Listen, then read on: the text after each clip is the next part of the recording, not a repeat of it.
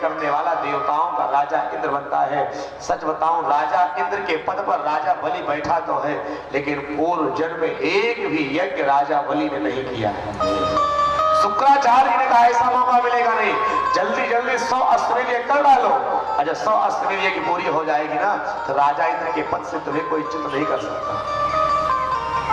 करो। सच बताऊं, ये राजा बलि जानते कौन है? पूर्व जन्म में राजा बलि एक जुआड़ी था, जुआड़ी, पैसा वृद्धि करने वाला एक जुआड़ी।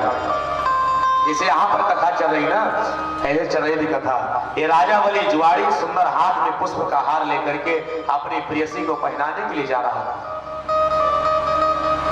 कथा हो रही थी। कुछ लोग ऐसे होते हैं ना कि कथा से उनकी इतनी शत्रुता होती है कि कथा की आवाज सुनाई ना पड़े। ये तो इलाका बढ़िया है, नहीं तो यहाँ तो साउंड की आवाज बढ़ाने के लिए हम लोग परेशान हैं। कहीं कहीं ऐसा होता है ना, लोग आते, महाराज जी अपने हारन का वो पहलू में ना थोड़ा कम रखिएगा, क्यों? मुझे डिस्टर्ब होता है। बोले वृंदावन बिहारी लाल की। राजा बलि ने सोचा कि वो कथा की आवाज कान में न पड़ जाए, इसलिए राजा बलि ने एक काम किया। सज्जनों, पूर्व जन्म का जुआड़ी है। जुआड़ी ने क्या किया? अपने दोनों हाथों की उंगली अपने कान में डाल ली कि कथा की एक भी आवाज सुनाई न पड़े। अब कान में उंगली डाल करके जा रहा था ना, पांव में ठोकर लगे, गिर पड़ा, कराहने लगा, रोने लगा।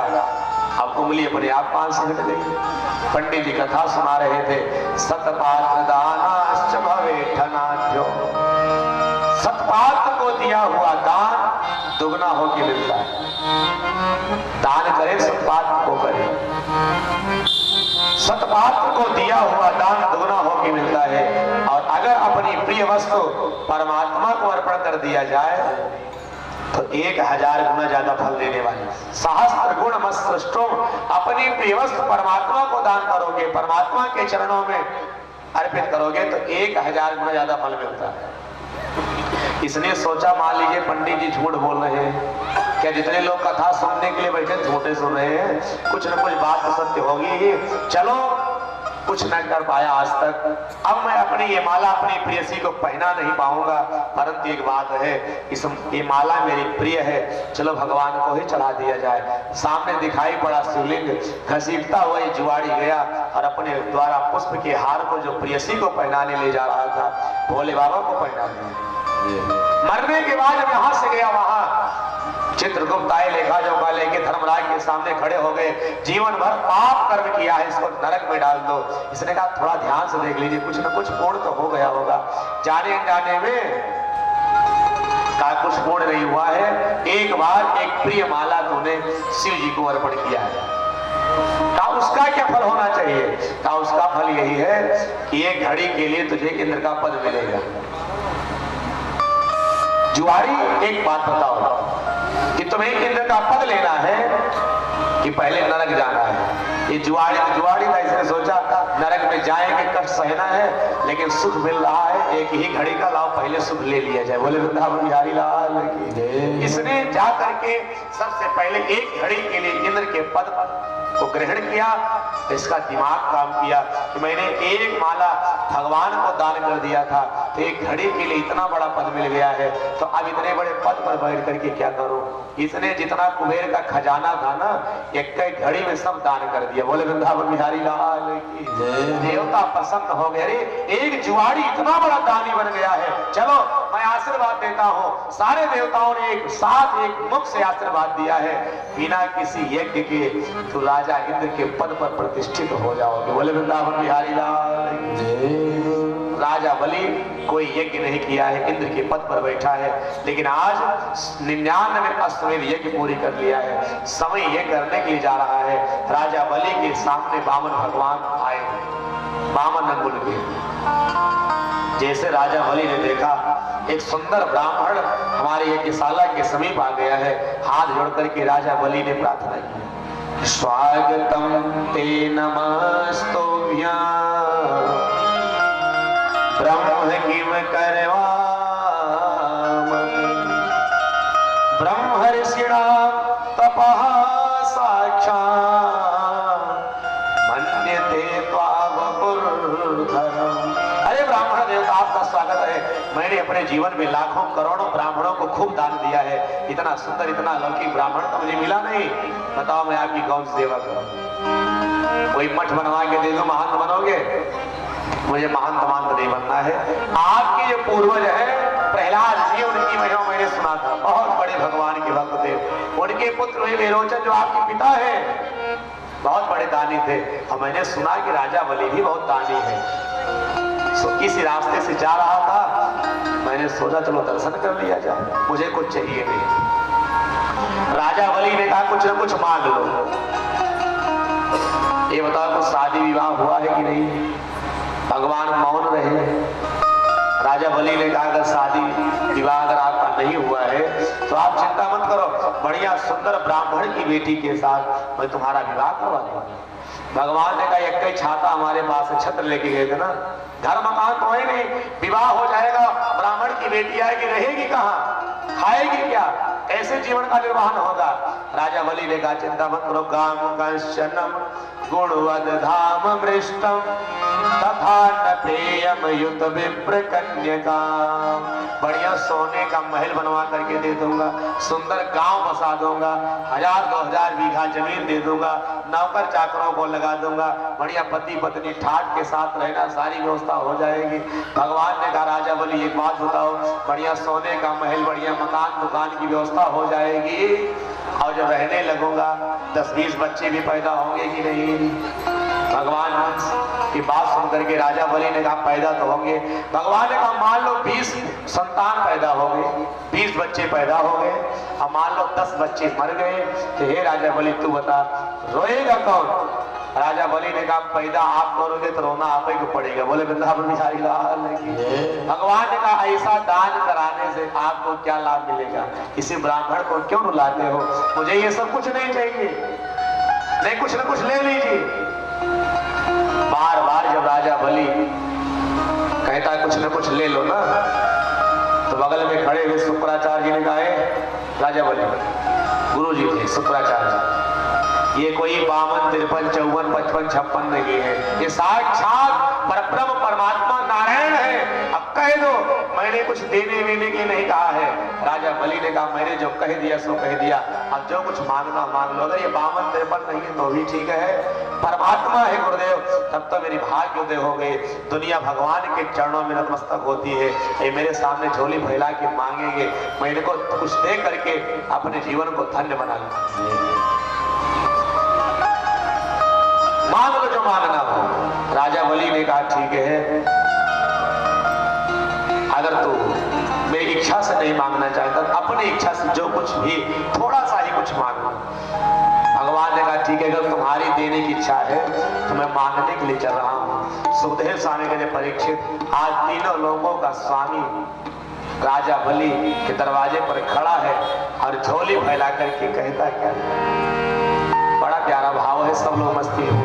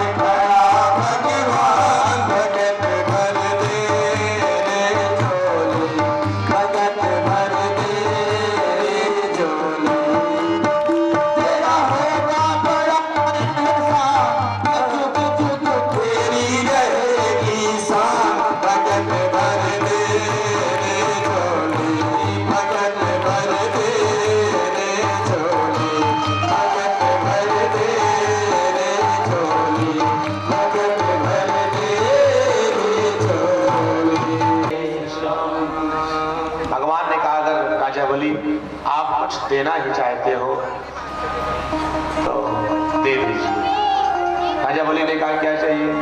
भगवान ने कहा पादानि त्रीण दैत्येन्द्र संमितानि पदा। हे राजा बलि, अगर कुछ तो अपनी इच्छा से देना चाहता है तो मुझे 3 पग पृथ्वी दे दीजिए। राजा बलि को विश्वास हो गया, जैसे बामन अंगुल का छोटा सा बालक है ना, ऐसे इसकी बुद्धि भी बहुत छोटी बामन अंगुल की है। बोले वृंदावन बिहारी लाल की। अरे ये 3 पग पृथ्वी में तो आपकी 4 पाई भी नहीं बिछेगी, एक आसन नहीं लगेगा, और कुछ मांगना हो मांग लो। राजा बलि के दरवाजे पर कोई ब्राह्मण आता है ना, एक ही बार में उसको इतना मिल जाता है, कई पीढ़ियों में फिर उस ब्राह्मण को किसी के दरवाजे पर मांगने की इच्छा प्रकट ही नहीं करनी पड़ती। मांग लो जो कुछ मांग। भगवान ने कहा कुछ नहीं चाहिए, केवल मुझे यही चाहिए, 3 पग पृथ्वी दे दीजिए। ठीक है, ले लीजिए। ऐसे नहीं, संकल्प करो। संकल्प के लिए जिस समय वामन भगवान चले, राजा बलि ने हाथ में जल लिए, अक्षत लिया, फूल लिया, कुशा लिया, भगवान कमंडल से जल गिराने लगे। शुक्राचार्य जी को लगा कि अगर संकल्प अधूरा रह जाएगा ना तो अपने शिष्य को, अपने यजमान को बाद में समझा लेंगे। भावरे का रूप बना करके गए, कमंडल की टोटी में जाके बैठ गए। भगवान जल गिरा रहे हैं, जल नहीं गिर रहा था। भगवान ने कहा राजन लगता है कुछ फंस गया है। कुशा उठाए, टोटी में रख के धीरे से हिला दिए। शुक्राचार्य जी एक आंख लगा के बैठे थे, गोविंदाय नमो नमः हो गई। बोले वृंदावन बिहारी लाल। एक आंख चली गई। जानते हो भगवान ने शुक्राचार्य जी की एक आंख ले ली। क्यों? कारण क्या है? संत जन कहते हैं शुक्राचार्य जी की तरह भगवान ने हमको आपको भी 2 आंखें दी है। एक आंख है ज्ञान की और दूसरी आंख है वैराग्य की। ध्यान देके सुनिए। गोस्वामी ने कहा कि ज्ञान विराग नयन उर्गाय। एक दृष्टि ज्ञान की है, दूसरी दृष्टि वैराग्य की है। भगवान ने सोचा कि ज्ञान वाली दृष्टि शुक्राचार्य की ठीक है, बढ़िया साफ साफ दिखाई पड़ रहा है कि 52, 53, 54, 55 नहीं भगवान है, लेकिन वैराग्य वाली दृष्टि में इनकी कुछ पर्दा पड़ गया है, मोतियाबिंद तो हो गया है। लेकिन ये नहीं पता है संसार में जो कुछ है सब परमात्मा के द्वारा दिया गया, मुझे मिला है। अब भगवान के कार्य में, भगवान के सामने अगर समर्पण करना पड़े, सर्वस्व समर्पण कर देना चाहिए। कुछ लेके थोड़ी आए थे, सब भगवान ने दिया है। भगवान ने सोचा वैराग्य वाली दृष्टि में मोतियाबिंद हो गया है, इसका ऑपरेशन कर दो, नहीं तो दूसरी आंख भी खराब हो जाएगी। बोले वृंदावन बिहारी लाल। ऑपरेशन हो गया। शुक्राचार्य जी सामने आके खड़े हुए, महाराज जी क्षमा कीजिए मैं पहचान न सका। भगवान ने कहा जाओ, जब शुक्रस्त हो जाएगा तो शादी विवाह इत्यादि के कार्यक्रम बंद हो जाएगा। संकल्प भगवान ने पढ़ा, ब्राह्मण रूपाय वामनाय त्रीण पादान पृथ्वी दातुम महम संप्रदे। संकल्प पूरा हो गया। नाप लीजिए जहां शिक्षा है, कहां से नापो। राजा बलि ने कहा आपको पूजा पाठ के लिए चाहिए, यज्ञशाला से बढ़िया पवित्र स्थान है ही नहीं। 99 अश्वमेध यज्ञ यहाँ पर संपन्न हुई, यही नापो। यही तुम 3 पग पृथ्वी ले लोगे, ये बैठ के भजन करोगे, मैं ये करूंगा, दर्शन करता रहूंगा। भगवान ने अपने विराट रूप को बढ़ाया है, वो विराट रूप जो वेदों में चर्चा की जाती है। हरि ओम सहस्र शीरेखा पुरुखा सहस्राक्ष सहस्रपात सभो विद्वं सर्वत्र तिष्ठत दशांगुलाम। भगवान के पास वो सामर्थ्य है ना कि अड़ोरणिया मह तो महिया। भगवान तो छोटे से छोटा बन सकते हैं और बड़े से बड़ा बन सकते हैं। भगवान छोटे से छोटा और बड़े से बड़ा बन सकते हैं। विराट को बनाए, हजारों हजार सर जब भगवान विराट को बनाते हैं ना, हजारों हजार भगवान की भुजाएं, हजारों हजार भगवान के नेत्र, हजारों हजार भगवान के पैर, इतना विराट रूप भगवान का होता है ना। वेदों में चर्चा आई है ये पूरी पृथ्वी भगवान के 10 अंगुलाम 10 अंगुल की हो जाती है। बोले वृंदावन बिहारी लाल। वही विराट रूप भगवान बनाए और बना करके एक पग उठाए, पग पाद शीस अजधामा और अपर लोक अग अग विश्राम। एक पग भगवान उठाए पाताल तक ले लिया, दूसरा पग उठाए भगवान ब्रह्मलोक तक पहुंचाए। ब्रह्मा जी ने देखा भगवान का एक चरण है, तुरंत कमंडल लिए चरणों तक धोकर की भगवान ने रख लिया। भगवान के उसी चरणों से गंगा जी का प्रादुर्भाव हुआ। बोले गंगे मैया की। दो पग में भगवान ने सर्वस्व नाप लिया। बोल राजा बोले तीसरा पग कहाँ रखो? राजा बलि दर दर दर दर कांपने लगा। भगवान ने राजा बलि को बंदी बना लिया। आकाश मार्ग से प्रहलाद जी महाराज प्रकट हो गए हैं, नेत्र में यशु की बिंदु आ गई। अरे मेरे कुल खानदान ने ऐसा बालक जन्म ले लिया जो भगवान के सामने इतना बड़ा अहंकार, जो कुछ मांगना हो मांग लो। अब भगवान जब मांग लिए तो पूरा नहीं हो पा रहा है। और दान, जो मन में संकल्प हो या दान करने का संकल्प हो, अगर दान पूरा नहीं कोई करता है तो जीव नरकगामी होता है। इतने में संत जन कहते राजा बलि की जो पत्नी थी विंध्यावली दौड़ करके आई। प्रभु आपने मेरे पति देवता को बंदी क्यों बना लिया है? भगवान ने कहा 3 पग पृथ्वी का संकल्प किए थे, 2 पग में मैंने सब ले लिया, तीसरा पग कहाँ रखूं? राजा बलि की पत्नी विंध्यावली ने कहा प्रभु सच बताओ, आपसे एक छोटा प्रश्न है। कहा कौन सा प्रश्न है? कहा आगे बता दीजिए, धन बड़ा होता है कि धनवान बड़ा होता है? भगवान ने कहा धन से बड़ा धनवान होता है, अपने धन को जहां चाहे वही खर्च करिए।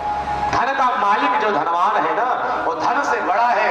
विंध्यावली ने कहा प्रभु आपने बहुत बड़ी गलती हमारे पति देवता के साथ की है। भगवान ने कहा मैंने कौन सी गलती की? कहा धन से बड़ा अगर धनवान होता है, आपने मेरे धन को 2 पग में नाप लिया है, और धन से बड़ा धनवान है, धनवान को आपने बंदी क्यों बना लिया है? अरे तीसरे पग में आप मेरे पति देवता को ही नाप लीजिए। बोले वृंदावन बिहारी लाल की। प्रहलाद जी आकाश मार्ग से प्रसन्न हो गए। धन्य है विंध्यावली मेरी कुल खानदान की बहू, जिसने पूरे कुल खानदान को बचा लिया। आज कुल खानदान के बालकों के द्वारा किए गए संकल्प को पूरा करा दिया है। बहू दे तो भगवान ऐसे सबको दे। आकाश मार्ग से प्रहलाद जी महाराज अपने पुत्र वधु के लिए पुष्प की बरसात की। भगवान ने कहा चलो विंध्यावली मैंने 3 पग नाप लिया, ऐसे काम नहीं चलेगा, आप अपने पग को उठा करके हमारे पति देवता के सर के ऊपर रखिए।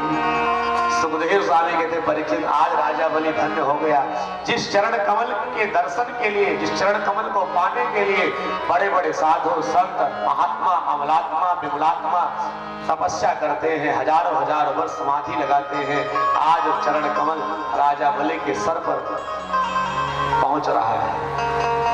राजा बलि कृतार्थ हो गया। भगवान ने कहा हे राजा बलि, हे विंध्यावली, आप दोनों की दान वीरता को देख करके मैं बहुत प्रसन्न हूँ। जो कुछ मांगना हो मांग लो।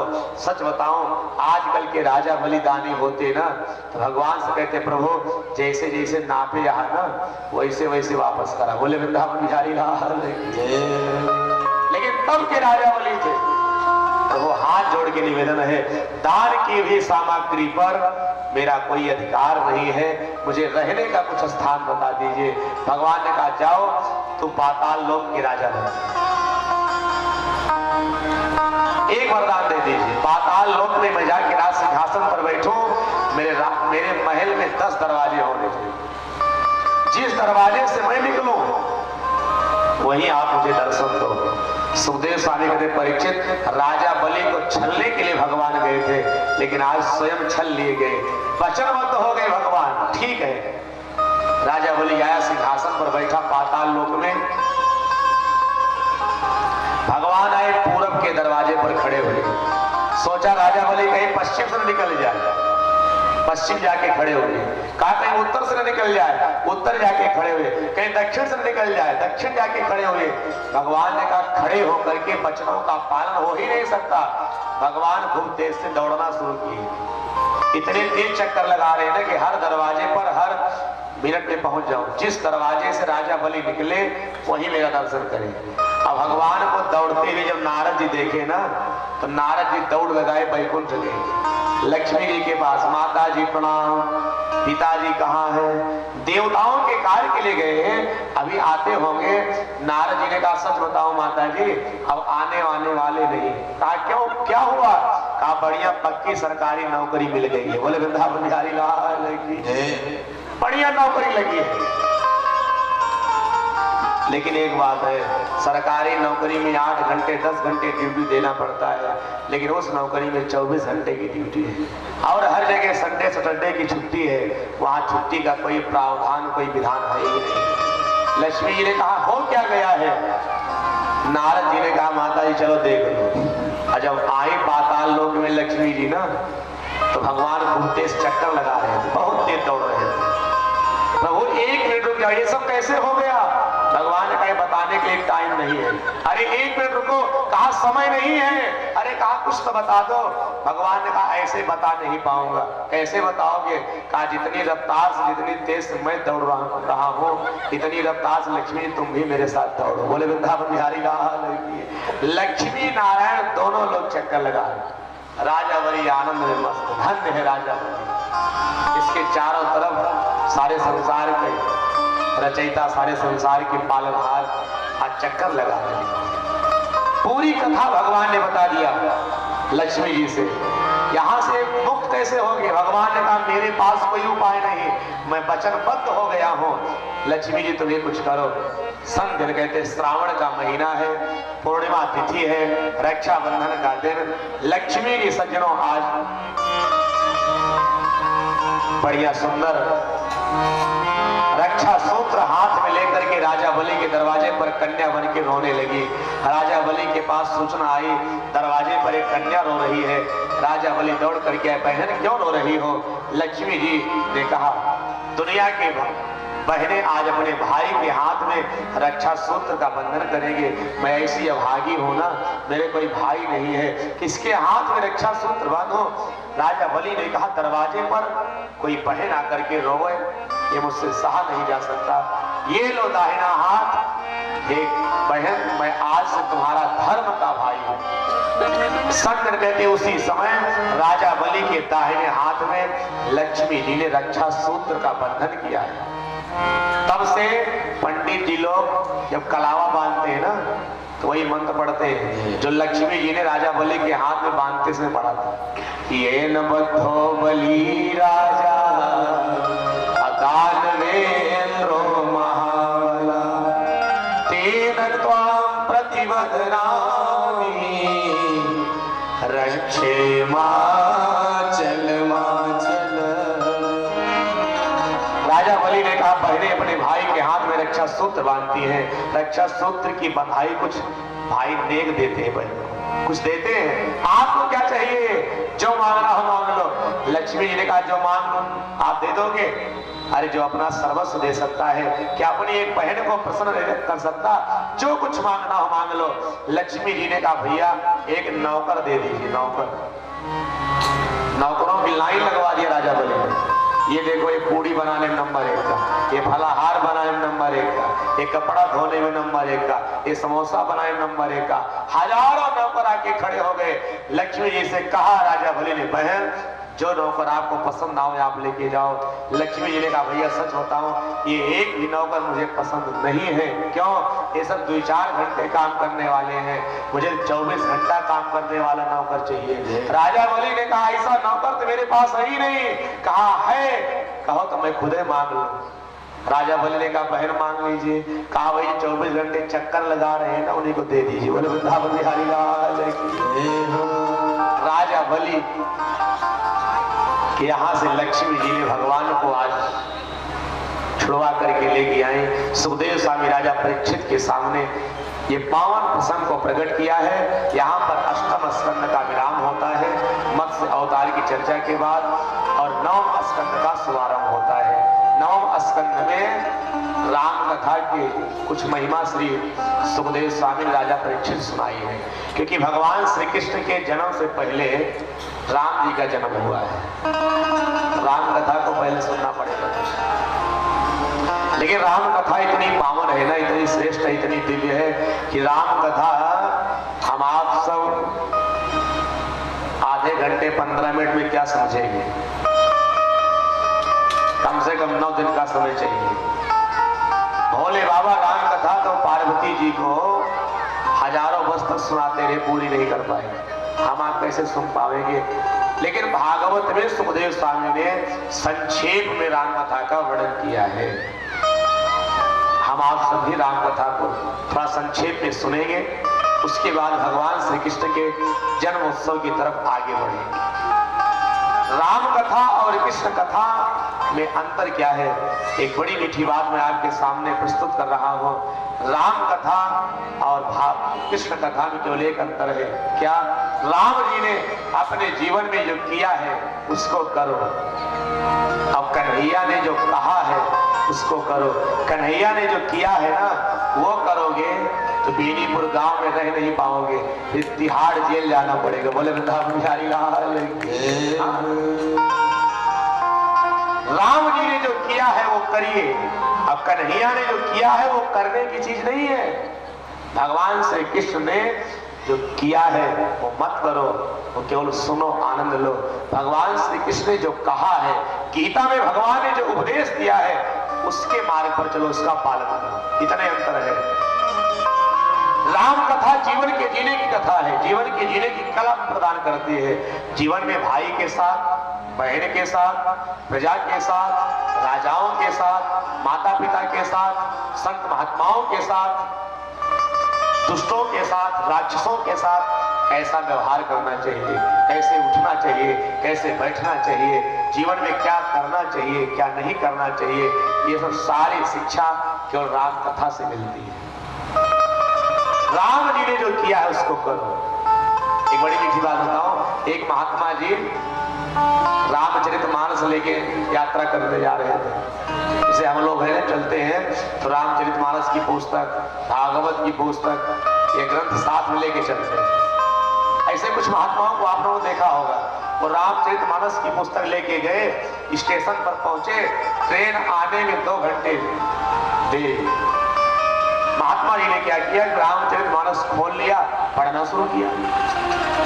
और जब रामचरितमानस महात्मा जी पढ़ने लगे, 2 नव दंपति आए, पति पत्नी आए, आज के जमाने के अप टू डेट पढ़े लिखे लोग, जो राम कथा भागवत कथा को हे दृष्टि देखते, रामचरित्र को मानते ही नहीं।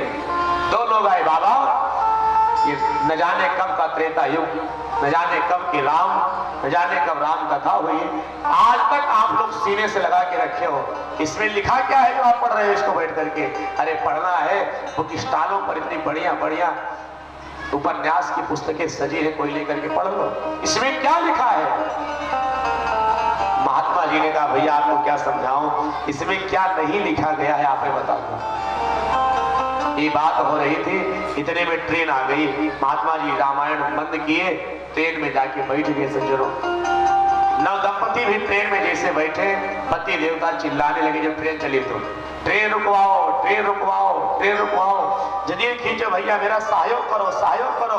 लोगों ने कहा, अगर ट्रेन रुकवाओगे, जंजीर खींचोगे, 6 महीने की जेल, 500 रुपए का जुर्माना, कुछ भी हो जाए लेकिन ट्रेन रुकवा दिया जाए। जंजीर खींच के ट्रेन रुकवा दी गई। लोगों ने पूछा, ट्रेन आप क्यों रुकवाए हो?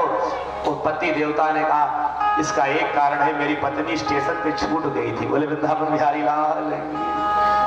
दौड़ के गए, पत्नी को लेके आए, ट्रेन में बैठाए। जैसे ट्रेन आगे बढ़ी, उसी डिब्बे में पहुंचे जिस डिब्बे में महात्मा जी रामायण पढ़ रहे थे।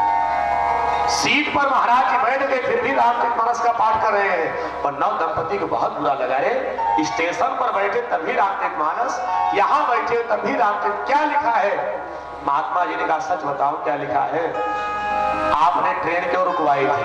कहा, महाराज पूरे ट्रेन में सबको पता चल गया, आपको नहीं? कहा, बताओ तो। कहा, मेरी पत्नी स्टेशन पर छूट गई थी। महात्मा जी ने कहा, अगर तूने बढ़िया से राम कथा सुनी होती या रामचरित्र को बढ़िया से पढ़ा होता ना, तो तुम्हारी पत्नी स्टेशन पर न छूटती। कहा, क्यों? क्योंकि राम जी ने दुनिया को बताया है, अगर पति पत्नी यात्रा कर रहे हो तो यात्रा करें, अगर सवारी आ जाए, ट्रेन आ जाए तो उस पर कैसे बैठा जाए। कहीं लिखा गया, कहा हाँ, कहा राम जी यात्रा कर रहे थे, जब ट्रेन आई, जब सवारी आई ना, तो राम जी अटैची लेके पहले नहीं बैठ गए, पहले सीता जी को बैठा के तब बैठे। बोले वृंदावन बिहारी लाल की। सीता जी को बैठा करके तब बैठे हैं। ये राम कथा शिक्षा देती है, पति पत्नी यात्रा कर रहे हो और कहीं सफर में अगर कोई ट्रेन कोई बस में बैठना है, पहले पत्नी को बैठा के तब बैठो। कहाँ लिखा गया? कहा सही से पढ़ो रामायण। कहा राम सखा तब नाम मंगाई, राम सखा तब नाम मंगाई, राम सखा तब नाम मंगाई, राम सखा तब नाम मंगाई, सिया चढ़ाई चढ़े रघुराई, सिया चढ़ाई चढ़े रघुराई, सिया चढ़ाई चढ़े रघुराई। कहा रामचरित्र को पढ़ो। नाव जब आ गई, नाव पर जब बैठना हुआ ना, तो पहले राम जी अकेले नहीं बैठ गए, पहले सीता जी को बैठा के तब बैठे। अरे लिख दिए होंगे, ऐसे प्रसंग आ गया होगा, ये कोई बात सब थोड़ी है। महात्मा जी ने कहा, ये भी बताया गया है कि मान लीजिए आप यात्रा कर रहे हो, ट्रेन में बैठे हो, और अगर आपको उतरना है तो कैसे उतरा जाए? पूरी राम कथा नहीं पढ़ोगे, समझ नहीं पाओ कैसे उतरा जाए।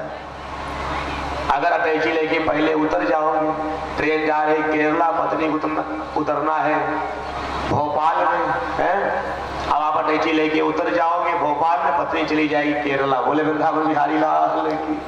कैसे उतरना है ये भी राम कथा बताती है। यात्रा में अगर चल रहे हो पति पत्नी साथ में, तो पहले पत्नी को उतार करके तब उतरो। कहा ये कहाँ लिखा गया है? कहा उतरी ठाड़ी भय सुर शरीरे राम गो लखन समेत। पहले सीता जी उतरे, उसके बाद राम जी उतरे, तब लक्ष्मण जी उतरे। बोले वृंदावन बिहारी लाल की। हमारे कहने का भाव, अगर रामचरित मानस को अच्छे से पढ़ेंगे ना, जीवन की हर एक समस्या का समाधान आपको रामचरित मानस में मिलेगा। राम कथा बड़ी दिव्य है। राम जी और कन्हैया में कोई अंतर नहीं। राम कृष्ण दो एक है, अंतर नहीं निमेष, यज्ञ के नयन गंभीर है, यज्ञ के चपल से। इतने अंतर है, दोनों एक ही है। भगवान राम मर्यादा पुरुषोत्तम और कन्हैया लीला पुरुषोत्तम। पहले संक्षेप में सूर्य वंश का वर्णन सुखदेव स्वामी राजा परीक्षित से किया है। सुखदेव स्वामी ने कहा, परीक्षित केवल सूर्य वंश का वर्णन अगर किया जाए हजारों वर्ष लग जाएंगे। इतना पावन ये वंश है सूर्य वंश। लेकिन हम सब संक्षेप में सुनेंगे। संत जन कहते हैं, नारायण के पुत्र है ब्रह्मा, ब्रह्मा के पुत्र है मरीचि, मरीचि के पुत्र है कश्यप, कश्यप के पुत्र है विवस्वान, जिनका नाम था सूर्य। यहीं से सूर्य वंश का शुभारंभ हुआ है। विवस्वान के वंश में आगे चल करके वैवस्वत मनु हुए, उनके पुत्र हुए प्रद्युम्न जी। सूर्यवंश में एक पुत्र हुए प्रद्युम्न। संत जन कहते हैं, एक आश्रम था भोले बाबा का जो श्रापित था, अगर कोई पुरुष उस स्थान पर चला जाएगा ना तो नारी बन जाएगा। अब प्रद्युम्न जी वहीं चले गए, सूर्यवंश के राजा थे, ये बन गए नारी। जब नारी बन गए तो इनको बड़ी शर्म आने लगी। इन्होंने अपने शरीर का परित्याग कर दिया, शरीर छोड़ दिए। उसके बाद वैवस्वत मनु ने 10 पुत्रों को जन्म दिया है। 10 पुत्रों में एक पुत्र का नाम है महाराज सरियाती, उनकी बेटी जिनका नाम है सुकन्या। एक समय राजा शिकार खेलने के लिए गए, बेटी पीछे पीछे गई। एक महात्मा जी है च्यवन मुनि, समाधि अवस्था में समाधि लगा के बैठे हैं, पूरे शरीर में उनके दीमक लग गई। शरीर दिखाई नहीं पड़ रहा, कोई ये मनुष्य बैठा है, कोई महापुरुष बैठा है। केवल जो दो आंखें थी ना, आंखों के पास, आंखों के स्थान पर दो छिद्र दिखाई पड़ रहे थे और ये समझ में आ रहा था कोई मिट्टी का बहुत बड़ा पहाड़ है, उसमें दो छिद्र है। सुकन्या खेल खेल में क्या किया, दोनों आंखों में एक कील डाल दिया और च्यवन मुनि की दोनों आंखें फूट गई। च्यवन मुनि अपने स्वरूप में आए, अंधे हो गए। लोगों ने कहा सुकन्या से बहुत बड़ा अपराध हुआ है, क्या किया जाए? महाराज सयाती ने कहा सुकन्या से अपराध हुआ है, इसका विवाह च्यवन मुनि के साथ कर दिया जाए। सुकन्या का विवाह च्यवन मुनि के साथ कर दिया गया। सुखदेव स्वामी कहते परीक्षित, दोनों पति पत्नी बैठ करके भगवान की आराधना किए, तपस्या किए, अश्विनी कुमार प्रकट हुए, दोनों नेत्रों में अमृत की वृंद को छोड़ दिया, फिर से दिव्य नव ज्योति प्रदान हो गई। इन्हीं के वंश में आगे चल के राजा हुए नभग, नभग के पुत्र हुए नाभाग, नाभाग के ही वंश में आगे चल करके हुए जिनका नाम है महाराज अम्बरीश। अम्बरीश बड़े ही धर्मात्मा राजा है, बड़ा ही पवित्र जीवन है राजा अम्बरीश का। सूर्य वंश के बड़े प्रतापी राजाओं में एक नाम राजा अम्बरीश का आता है। अब भगवान नारायण के बहुत बड़े भक्त हैं, ध्यान देकर के सुनिएगा। चक्रवर्ती सम्राट, पूरी दुनिया पर एक छत्र राज होने के बाद भी ठाकुर जी की खूब सेवा करते हैं। हमारे आपके पास थोड़ा सा धन जब हो जाता है ना, तो हम सब वही नीचे चढ़ाई भगवान पास मंच में जब आते हैं ना, तो मंच डगमगाने लगता है। जिनको आना होगा आरती के बाद आप लोग आइए। बोली भक्तवत्सल भगवान की। संत कहते राजा अम्बरीश का जीवन बड़ा दिव्य है, ठाकुर जी की सेवा। हमारे आपके पास थोड़ा सा धन हो जाता है ना, तो नौकर चाकरों से भगवान की पूजा कराते हैं। लेकिन राजा अम्बरीश सूर्यवंश के प्रतापी राजा हैं। प्रतापी राजा होने के बाद भी राजा अम्बरीश भगवान को चढ़ाने का पुष्प स्वयं तोड़ के लाते हैं, मंदिर की झाड़ू बहारी का काम स्वयं करते हैं, ठाकुर जी को स्नान ध्यान स्वयं कराते हैं, खूब पूजा पाठ करते हैं। और राजा अम्बरीश एक व्रत करते हैं, उस व्रत का नाम है एकादशी का व्रत। मैं आप सबको बताना चाहता हूँ, जीवन का सबसे श्रेष्ठ अगर कोई व्रत है, कोई उपवास है, तो एकादशी का है। हम लोग दुनिया भर के व्रत करते हैं, परंतु एकादशी के व्रत से वंचित हो जाते हैं। ये भागवत कथा कहती है, अगर ये जीव सच्ची श्रद्धा भक्ति रख करके केवल एकादशी का व्रत अगर ये करता है, तो संसार के जितने व्रत है ना, सब करने का फल, व्रत करने का पूरा फल केवल एकादशी के व्रत से मिल जाता है। बोले वृंदावन बिहारी लाल की जय। इसलिए एकादशी का व्रत सबको करना चाहिए। जो लोग एकादशी का व्रत न करते हो ना, वो शुरू कर दें। और जितने व्रत आप सब उठाएं, सब छोड़ दीजिए, सबका उद्यापन कर दीजिए। केवल एकादशी का व्रत अगर करेंगे, संसार के सभी व्रतों का गुण इकट्ठे मिल जाएगा। एकादशी के दिन जो लोग अन्न ग्रहण करते हैं ना, वो अन्न नहीं खाते। एकादशी के दिन अन्न में पाप का वास होता है, वो पाप ग्रहण करते हैं। इसलिए एकादशी के दिन अन्न का परित्याग करें। एकादशी के दिन अगर व्रत न रह पावे तो एक उपाय और है, ये बात माताओं के लिए है। एकादशी के दिन आप लोग अपने रसोई में आप चावल मत बनाएं। चावल में महापाप वास करता है। एकादशी के दिन चावल का परित्याग तो करना ही चाहिए एकादशी में। अब आप लोग जब बनाएंगे नहीं चावल, तो ये लोग खाएंगे कैसे? बोले वृंदावन बिहारी लाल की। हाँ, ध्यान दीजिएगा, एकादशी के दिन चावल ना बनाए।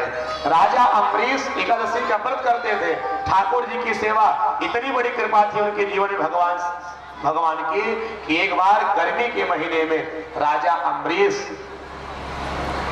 सजनों, भगवान को जिस आटे की बनी हुई रोटी से भोग लगता है ना, वो गेहूं की पिसाई स्वयं कर रहे थे, चकिया चला रहे थे गर्मी के महीने। सम्राट होकर जिनके पास हजारों लाखों नौकरों की कमी नहीं है, वो स्वयं चकिया चला रहे थे। गर्मी के महीने में शरीर पसीने से लथपथ हो गया था, भगवान से रहा नहीं गया। भगवान चतुर्भुज रूप में प्रकट हुए, पीतांबर लेकर के पीछे से हवा करने लगे। राजा अम्बरीश को लगा कि हवा कहां से आ रही, पीछे से घूम करके देखे तो भगवान स्वयं साक्षात नारायण हाथ जोड़ ले, प्रभु आपने इतना कष्ट क्यों किया? भगवान ने कहा, एक राजा अगर इतने बड़े पद को पा करके मेरे लिए गर्मी के महीने में चकिया चला सकता है तो क्या मैं उसके लिए अपने पीतांबर से हवा नहीं कर सकता? बोले वृंदावन बिहारी लाल की। इतनी बड़ी कृपा थी। भगवान राजा अम्बरीश के ऊपर प्रसन्न हुए, अपना चक्र सुदर्शन भगवान ने राजा अम्बरीश की सेवा में लगा दिया, रक्षा में लगा दिया। एक दिन एकादशी का व्रत, द्वादशी को पारण करने किसी ब्राह्मण को कुछ खिला पिलाकर, कुछ दान पुण्य करके, जैसे एकादशी के व्रत के बाद पारण का समय आया तो दुर्वासा जी को निमंत्रण दिया गया। दुर्वासा जी गंगा स्नान के लिए गए, पारण का मुहूर्त निकला चला जा रहा था। राजा अम्बरीश ने कहा, क्या किया जाए? महात्माओं ने, ब्राह्मणों ने कहा, ठाकुर जी को स्नान कराओ, स्नान कराने के बाद उनका चरणोदक पान कर लीजिए, आपका व्रत बच जाएगा। चरणोदक कटोरी लेकर के पी ही रहे थे, इतने में दुर्वासा जी आ गए। ब्राह्मण को निमंत्रण देके पहले खा के बैठ गए। क्रोध आ गया दुर्वासा जी को, सर से एक बाल उखाड़ करके प्रकट किए। कृत्या नाम की राक्षसी राजा अम्बरीश को खाने के लिए दौड़ी, भगवान का चक्र सुदर्शन कृत्या के गले को काट दिया। दुर्वासा जी के पीछे पड़ गया। दुर्वासा जी अपने पूरे प्राण की रक्षा बचा करके भूर भुआ स्वाजना तपा सत्यलोक का भ्रमण करते हुए भगवान के पास पहुंचे। भगवान ने कहा, मैं तुझे क्षमा नहीं कर सकता हूं। क्यों? क्योंकि तूने मेरा अपराध नहीं किए हो, तो मेरे भक्त का अपराध किए हो। ये कथा कहती है, भगवान के प्रति अगर कोई अपराध हो जाए तो भगवान के शरण में जाओ कि भगवान क्षमा कर देंगे, लेकिन भगवान के भक्तों का अगर अपमान किए, अपराध किए, तो भगवान कहते मैं क्षमा नहीं कर सकता। बोले वृंदावन बिहारी लाल की। महात्माओं का बड़ा प्यारा भाव है, जो अपराध भगत कर करी, राम रोष पावक सो जरई। जो अपराध भगत कर करी, राम रोष पावक सो जरई। राम रोष पावक सो जरई। राम रोष पावक सो जरई।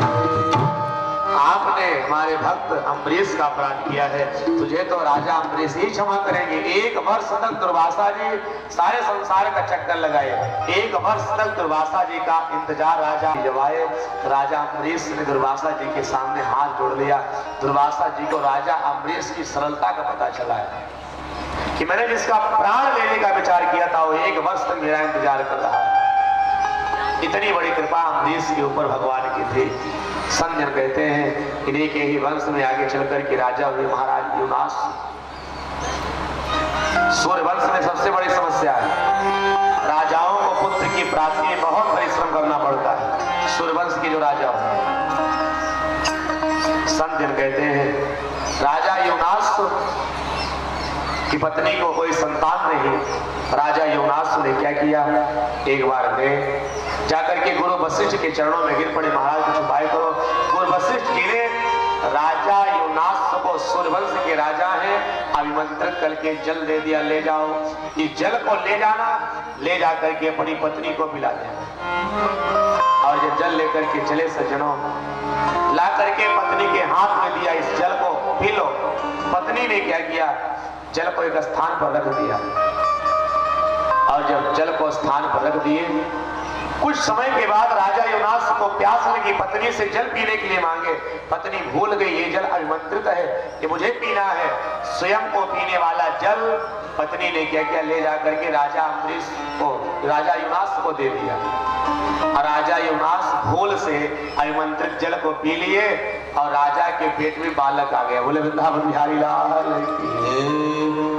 वशिष्ठ जी के पास सुखदेव क्या होगा, वशिष्ठ जी ने वेद मंत्रों की शक्ति से बालक को जीवित किया और बाद में पेट फाड़ करके बालक को निकाला गया।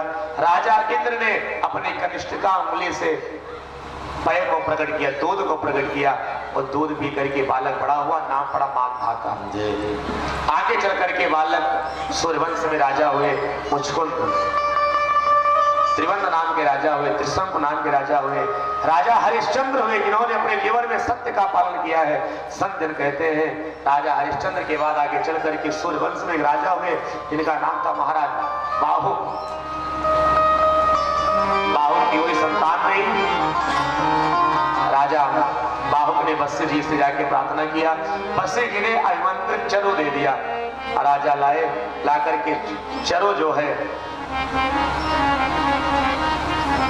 बड़ी वाली रानी को दे दिया, और जो रानियां थी उनको ईर्षा हो गई। उन्होंने क्या किया, चुपके से जिस रानी ने चरो को ग्रहण किया था उसके गर्भ में बालक था, बालक गर्भ में मर जाए, रानी को जहर दे दिया।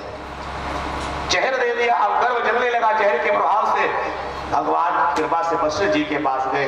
वशिष्ठ जी ने मंत्र की शक्ति से बालक को एक स्थान पर गर्भ में बचा करके रखा और बगल में स्थापित कर दिया मंत्र की शक्ति से जहर। वो गर्भ को जहर को लेकर के बालक पैदा हुआ, इसे उस बालक का नाम पड़ गया सगर। बोले वृंदावन बिहारी लाल की। जहर लेके इनकी दो पत्नी है, एक का नाम है सुमति, दूसरी पत्नी का नाम है केसनी। केसनी के यहाँ असमंजस का जन्म हुआ है और सुमति के गर्भ से मांस का एक टुकड़ा पैदा हुआ है। और सुमति ने जैसे देखा मांस का टुकड़ा, क्रोध में आकर के मांस के टुकड़ों को 60,000 भाग में काट डाला। वशिष्ठ जी ने 60,000 मांस के टुकड़ों को 60,000 पुत्र के रूप में मंत्र से परिवर्तित कर दिया। 60,000 पुत्र हो गए। अश्वमेध यज्ञ जब किए, अश्वमेध यज्ञ का घोड़ा इंद्र चुरा करके ले जाकर के महाराज कपिल के आश्रम में बांध दिया और 60,000 पुत्र उस घोड़े को खोजने के लिए निकले।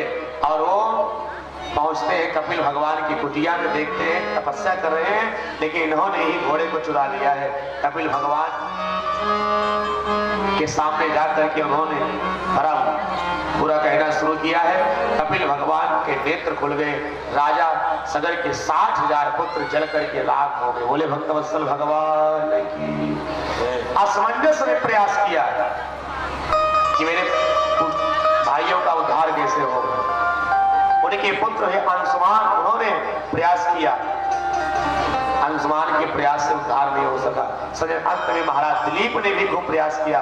दिलीप के पुत्र हुए भागीरथ जी ने खूब तपस्या की, भगवान की कृपा हुई। कहा जब गंगा जी आवेंगे तुम्हारे 60,000 पुत्रों का, गंगा जी आवेंगे 60,000 पुत्रों का उद्धार होगा। सुखदेव स्वामी कहते परीक्षित गंगा जी को लाने के लिए भगीरथ जी ने खूब प्रयास किया, खूब तपस्या की। गंगा जी आप ब्रह्मलोक से आने के लिए तैयार है, उनके बेग को कौन संभालेगा। भोले बाबा से निवेदन किया गया। भोले बाबा ने जटा को त्रिलोक में फैला दिया। गंगा जी आकाश मार्ग से आई हैं, भोले बाबा के जटा में उलझ गई हैं और बाद में जटा से भगवान ने गंगा जी को प्रकट किया है। आगे आगे भागीरथ जी चले, पीछे पीछे गंगा जी आई, नाम पड़ गया भागीरथी। 60,000 पुत्रों का उनके उद्धार हुआ है। इन्हीं के वंश में आगे चल करके राजा हुए, जिनका नाम है महाराज खटवांग। सूर्य वंश में आगे चल करके दीर्घबाहु नाम के राजा हुए हैं। उसके बाद आगे चल करके बड़े प्रतापी राजा हुए, जिनका नाम है महाराज रघु। अभी तक ये वंश सूर्य वंश के रूप में था, लेकिन अब यहाँ से इसका नाम बदल गया, अब रघुवंश के नाम से जाना जाने लगा। क्यों? क्योंकि राजा रघु इतने प्रतापी राजा थे ना, संसार में आज तक हमारा सब प्रकृति के वश में है, प्रकृति केवल परमात्मा के वश में है, लेकिन राजा रघु का इतना दिव्य प्रताप था ना कि राजा रघु प्रकृति पर भी अपना कब्जा जमा लिया। राजा रघु ने पवन देव को बुलाया, इधर आओ। कहा हमारे राज्य में हमारी राज्य की माताएं अपने ससुराल से कभी मायके जाती है, मायके से ससुराल आती है, पैदल चलना पड़ता है, लंबी दूरी यात्रा करनी पड़ती है। और हमारे राज्य की माताएं रास्ते में श्रमिक हो जाती, थक जाती हैं, किसी वृक्ष के नीचे बैठ जाती हैं। हे पवन देव, अगर कोई माँ वृक्ष के नीचे बैठ जाए और थकान से श्रमित से अगर लेट जाए और नींद आ जाए, तो हे पवन देव का इतनी तेज से मत चलना कि उसके शरीर से उसका अंग वस्त्र हट जाए। ऐसे चलना उसका शरीर कहीं से निर्वस्त्र न होने पावे। पवन देवता ने भी राजा रघु की आज्ञा का पालन किया है। इतने प्रतापी राजा हुए थे रघु, इसीलिए इस वंश का नाम रघुवंश पड़ गया। बोले वृंदावन बिहारी लाल की जय। रघुवंश में आगे चल के महाराज अज हुए। महाराज अज के बाद आगे चल के राजा हुए जिनका नाम आप सब लोग जानते हो, महाराज दशरथ। दशरथ की 3 रानियां, कौशल्या, कैकेयी, सुमित्रा, इन्हीं की यहाँ कोई संतान नहीं है। अयोध्या के राजा है। तो आए हम आप सब, अयोध्या बड़ी पवित्र पावन भूमि है, बड़ी पवित्र पावन नगरी है। चले हम सब अयोध्या। अयोध्या की महिमा बड़ी दिव्य है। अयोध्या वैराग्य की भूमि है। संत जन कहते हैं वैराग्य का अर्थ आज तक हम समझ नहीं पाए। हम सब यही जानते हैं ना, घर से, परिवार से, पत्नी से, पुत्र से जब त्याग हो जाए, सब छूट जाए, जन्म वैराग्य है। वैराग्य घर, परिवार, पत्नी, पुत्र छोड़ने का नाम नहीं है। जीवन से राग और द्वेष अगर समाप्त हो जाता है तो जीवन का सबसे बड़ा वैराग्य घर में, परिवार में रह करके भी हम सब प्राप्त कर सकते हैं। बोले वृंदावन बिहारी लाल की। अयोध्या इसलिए वैराग्य की भूमि थी कि अयोध्या में किसी के पास कोई राग नहीं था, किसी के पास कोई दोष नहीं था। इसी देश का नाम अयोध्या पड़ा, जहां कभी भी किसी से कोई युद्ध ना हो, वही है अयोध्या। परंतु अब अयोध्या की सारी महिमा को लोगों ने बिगाड़ दिया। पहले तो अयोध्या में कभी युद्ध नहीं हुआ करता था, किसी के प्रति कोई रोग, राग और द्वेष नहीं होता था। परंतु अब अयोध्या को युद्ध का क्षेत्र लोगों ने बना दिया है। बोले वृंदावन बिहारी लाल की। अयोध्या का एक नाम और है, जो नाम हम सब सुने हैं, जिसका नाम है अवध। अवध का सीधा सा मतलब है जहां कभी किसी का वध ना हो, वो है अवध। बोले वृंदावन बिहारी लाल की। अयोध्या वो पावन भूमि है जहां ना राग है, ना द्वेष है, जहां पर किसी से कोई ईर्षा द्वेष नहीं है। युद्ध कभी हुआ नहीं अयोध्या में, पुरानी जो अयोध्या थी, लेकिन अब तो युद्ध की मरुस्थली बन गई है अयोध्या। लेकिन ये पावन भूमि है। ऐसे वैराग्य की भूमि में हम आप सब चले, शरीर यहाँ रहे और 2 मिनट में हम सब चलते हैं, बढ़िया अयोध्या का दर्शन करते हैं। एक एक गलियों का दर्शन कराएंगे। सब लोग मस्ती में झूमते हुए अयोध्या चलिए। बोले भक्तवत्सल भगवान की। सीताराम जी की प्यारी राजधानी लागे, राजधानी लागे, मोहे मीठो मीठो सरयू जी को पानी लागे। सीताराम जी की प्यारी राजधानी लागे, राजधानी लागे, मोहे मीठो मीठो सरयू जी को पानी लागे। हाथ अमर करके ये सब लोग ताली बजा के राधे।